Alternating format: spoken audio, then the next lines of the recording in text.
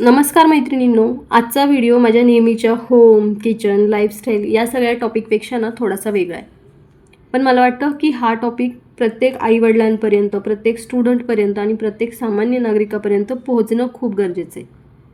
सर्वात आधी मी एक गोष्ट क्लिअर करते की हा व्हिडिओ मी कोणत्याही पॉलिटिकल पार्टीला सपोर्ट करण्यासाठी किंवा मग कोणाच्याही विरोधात बोलण्यासाठी केलेला नाही आहे. हा व्हिडिओ मी फक्त एक आई म्हणून बनवते, कारण आज आपण जे पाहतोय ना त्याचा परिणाम उद्या आपल्या मुलांच्या फ्युचरवर होऊ शकतो. आजकाल आपण सोशल मीडिया उघडलं की अनेक प्रकारच्या न्यूज आपल्याला दिसतात आणि काही दिवसांनी आपण ते विसरून पण जातो. पण काही विषय असे असतात की ज्याच्याकडे दुर्लक्ष करून नाही चालत, कारण तो विषय फक्त आजचा नसतो, आपल्या पुढच्या पिढीशी जोडलेला असतो. म्हणूनच ना मला आज तुमच्याबरोबर सोनम वांगचुक यांच्याबद्दल बोलायचं आहे. माझा तुमच्या सगळ्यांना एक प्रश्न आहे, जर का एखादी व्यक्ती स्वतःचं पर्सनल बेनिफिटसाठी नाही किंवा स्वतःला प्रसिद्ध करण्यासाठी नाही, तर फक्त देशाच्या फ्युचरबद्दल लोकांचं लक्ष वेधून घेण्यासाठी एवढा मोठा संघर्ष करत असेल, तर किमान आपण त्या व्यक्तीचं म्हणणं एकदा तरी ऐकायला पाहिजे की नाही. आपण त्यांच्याशी ॲग्री असू किंवा नसू, तो आपला प्रत्येकाचा वैयक्तिक निर्णय, पण कोणतीही गोष्ट समजून न घेता इग्नोर करायचं हे किती योग्य आहे. आणखीन एक गोष्ट म्हणजे अभिजित दिपके याच्यासारखी व्यक्ती अमेरिकेत स्वतःचं आयुष्य, करिअर, काम सगळं सोडून जवळपास 1 महिना झालं भारतात येऊन स्वतःच्या फायद्यासाठी वेळ देत नाही आहे. त्यांना आपल्याकडून काहीही मिळणार नाही आहे. मग एवढा व्हॅल्युएबल टाईम ते का देत असतील? किंवा हा प्रश्न तरी आपण स्वतःला विचारायला हवा ना. आजकाल आपल्यापैकी अनेकांच्या घरात लहान मुलं आहेत, काहींची मुलं स्कूलमध्ये आहेत, काहींची कॉलेजमध्ये आहेत आणि अनेक जण आजपासूनच आपल्या मुलांच्या फ्युचरची प्लॅनिंगसुद्धा करत आहेत. प्रत्येक आईवडिलांचं एक स्वप्न असतं की माझं मूल चांगलं शिकावं, त्याने खूप मेहनत करावी आणि आयुष्यात काहीतरी मोठं बनावं.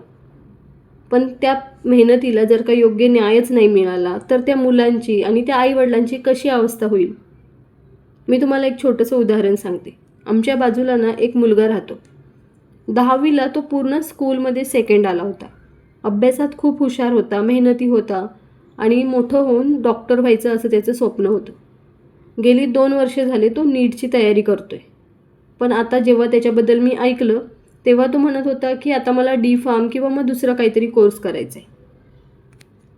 मी असं अजिबात नाही म्हणत की D.Pharm किंवा मग बाकी दुसरे कोर्स हे कमी महत्त्वाचे आहेत. प्रत्येक कोर्सला ज्याचं त्याचं महत्त्व आहे. मुद्दा तो नाही आहे.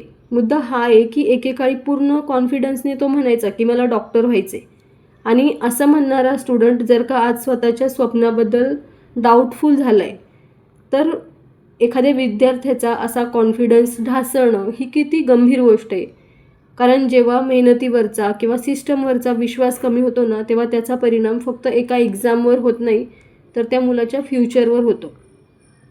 आपण अनेक बातम्या बघतो की ज्याच्यात स्टुडंट खूप जास्त स्ट्रेसमधून जातात. ते प्रत्येकाची कारणं वेगळी वेगळी असू शकतात. पण एक गोष्ट नक्की आहे, जेव्हा एज्युकेशन सिस्टीमवरचा विश्वास कमी होतो ना, तेव्हा त्याचा सगळ्यात मोठा परिणाम स्टुडंट्सच्या मनावर होतो. आणि एक आई म्हणून मला ही गोष्ट खूप अस्वस्थ करते. आज दुसऱ्यांच्या मुलांसोबत असं घडतंय म्हणून आपण शांत बसलो आणि उद्या हीच वेळ आपल्या मुलांवर येणार नाही याची कोण खात्री देईल.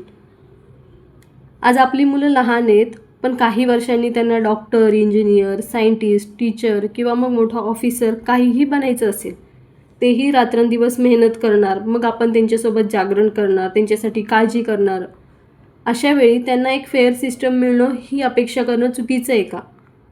म्हणूनच मला वाटतं की सोनम वांगचुक असो किंवा मग इतर कोणतीही व्यक्ती असो, जर का ती भविष्यातल्या पिढ्यांसाठी, शिक्षणासाठी किंवा मग देशाच्या चांगल्या भविष्यासाठी आवाज उठवत असेल, तर आपण किमान त्याबद्दल माहिती घ्यायला हवी. कोणालाही तुम्ही ब्लाइंडली सपोर्ट करू नका किंवा कोणाच्या ऑपोजिटमध्ये ब्लाइंडली उभं राहू नका. पहिल्यांदा माहिती घ्या, वाचा, समजून घ्या काय विषय आहे आणि मग स्वतःचं मत तयार करा. मैत्रिणींनो, हा व्हिडिओ पाहून प्रत्येकजण माझ्याशी सहमत असेलच असं नाही आहे आणि तसं असायची काही गरजही नाही आहे. पण माझी एकच विनंती आहे की कृपया हा व्हिडिओ पॉलिटिक्स म्हणून बघू नका. तो आपल्या मुलांच्या फ्युचरच्या दृष्टीने एकदा नक्की विचार करून बघा. कारण पैसा परत कमवता येईल, पण वेळ पुन्हा नाही मिळू शकत. एकदा का स्टुडंट्सची वर्षानुवर्षांची मेहनत, त्यांचा तुटलेला कॉन्फिडन्स हे सगळं गेला की मग परत ते आणणं खूप कठीण आहे.